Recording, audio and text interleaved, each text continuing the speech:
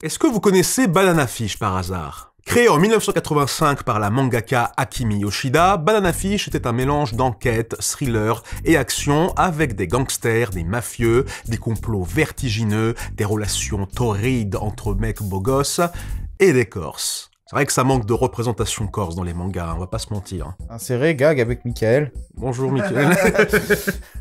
Et cette histoire haletante, pleine de fusillades, de bagarres et de drogue, était publiée dans un magazine shoujo, le Beisatsu Shoujo Comic. Preuve de plus que les shoujo ne sont pas tous des comédies romantiques, et que shoujo, shonen et seinen ne sont pas des genres. Je le répéterai toute ma vie ça, ce ne sont pas des genres. Quand le manga est sorti en France au début des années 2000, il fut apprécié par les amateurs et la critique, sans pour autant jouir d'un succès retentissant. Ça devenait même de plus en plus difficile de trouver un exemplaire en magasin dû à l'arrêt commercial de cette édition. Mais en 2018, l'adaptation en animé par les studios MAPPA, le même studio que Jujutsu Kaisen et bientôt Chainsaw Man, relança l'intérêt de ce manga et le remit sur le devant de la scène. C'est un des paramètres qui déboucha en France vers une réédition perfect du manga en 2021, qui trouva enfin le succès qu'il mérite. Et grâce à ça, on a enfin chez nous deux nouveaux mangas de la même autrice, comme celui que je vais vous présenter ce soir. Aujourd'hui, cet après-midi, je sais pas quelle heure il est chez vous, c'est une vidéo. Il est 17h51 là. Je m'en fous ça. Et il est 17h51, bah 50. C'est très intéressant Mathias, merci. Un manga qui vous réserve aussi une bonne dose de fusillade, de drame, de complot, de bad boys et de relations épicées. Bonjour toutes et à tous, ici Rythme Moderne, et dans cette présentation manga sponsorisée par les éditions Panini, on va parler de Yasha. Vous en saurez plus après le jingle.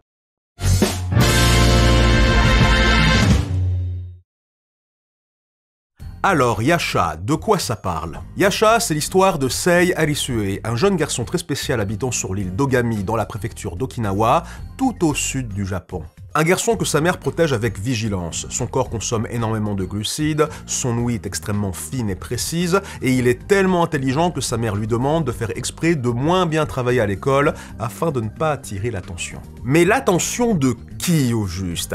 Malheureusement, il va le savoir très tôt. Alors qu'il passait du bon temps lors d'un festival d'été avec son meilleur ami Moichi, la vie de Sei fut chamboulée en l'espace de quelques minutes. Un groupe armé travaillant pour les intérêts d'un grand groupe pharmaceutique américain, Neo Genesis, a abattu sa mère devant ses yeux avant de le kidnapper. Et voilà, encore Big Pharma, là, qui prennent la vie des honnêtes gens en otage. Les seuls témoins de son enlèvement sont Toichi et son grand frère Moichi, qui ont dû vivre avec le secret de cet incident tragique pendant 6 ans. 6 ans où Sei fut exploité pour son génie scientifique par le groupe Neo Genesis, faisant de lui le plus jeune docteur au monde à l'âge de 18 ans, menant des recherches précieuses pour le groupe pharmaceutique et faisant de lui une cible constante pour les espions industriels et les terroristes. Heureusement, Sei parvint à saisir l'occasion de retourner au Japon après 6 ans afin de devenir chercheur dans le même laboratoire que Moichi et ainsi renouer avec son ami Toichi. Mais est-ce que ses amis sont prêts à porter le poids de son lourd passé secret?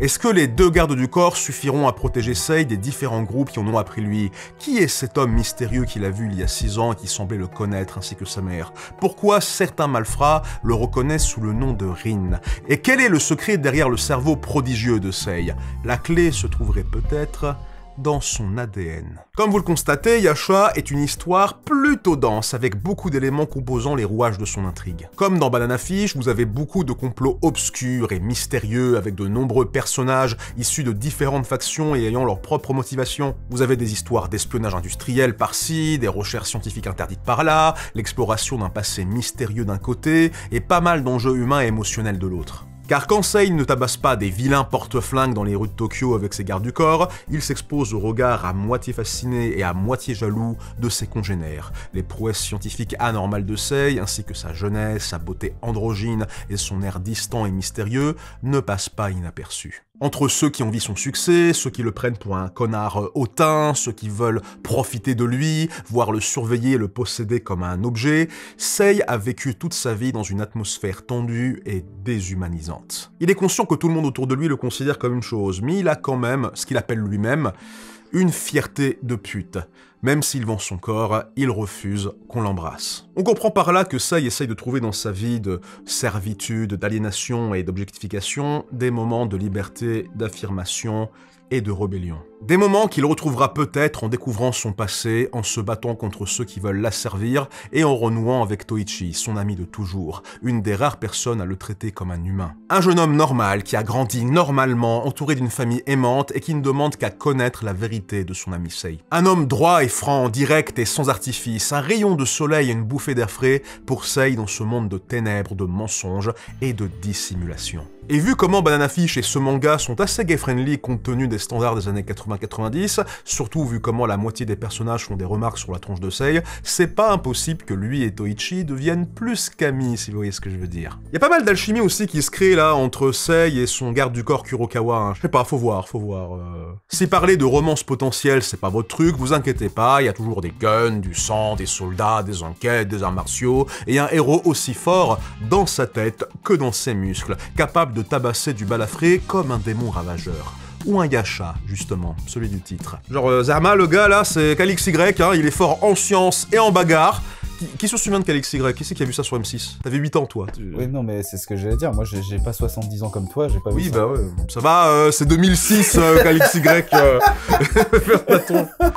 Une histoire portée par un graphisme très clair avec des lignes très fines et délicates, comme si les personnages étaient presque tracés d'un seul coup élégant de plume. Une économie de lignes assez gracieuse qui donne des cases jamais fouillées et surchargées. Le manga repose beaucoup sur le texte, mais sans être trop lourdement verbeux non plus. L'intrigue étant complexe et les personnages assez fouillés, on prend plaisir à lire ces textes. L'important, c'est que les dessins, en tout cas, ne font pas de la figuration à côté. La clarté de l'action est là, la compréhension des émotions des personnages à travers le dessin est là aussi, la propreté de la mise en case est présente, l'humour visuel fonctionne et nous aide à respirer entre deux moments tendus. C'est le genre de manga sur lequel on s'arrête un peu sur les cases pour bien comprendre, mais sans jamais nous saouler, nous larguer ou nous donner l'impression d'être coincés. Et puis bon, hein, pour qu'on puisse suivre les mésaventures de beaux gosses, il faut du beau dessin, hein, normal. Comme Sei, Yasha nous demande de regarder au-delà des apparences pour voir ce qu'il y a au fond de son cœur. Au-delà du héros BG, il y a une grosse intrigue bien sombre et inquiétante. Mais au-delà de ça encore, il y a des émotions en tumulte, des échanges de regards, des sentiments qui ne demandent qu'à sortir. Yasha vous demande de découvrir tous ses secrets, alors commencez à lire. Juste un truc qui est vraiment dommage, par contre, y a pas de Corse dans ce manga. Ah merde! Ouais, non, c'est dur, c'est dommage, c'est vraiment dommage. Ah, c'est triste. Voilà, bah désolé Mickaël, désolé Julien, hein, Voilà. c'est triste. On vous salue. Désolé, vous n'êtes pas représenté encore dans cette industrie. Eh ben tant pis, c'est pas grave, lisez Yasha quand même. Merci à Panini pour me donner l'opportunité de faire cette vidéo, bonne lecture et à bientôt pour de nouvelles chroniques.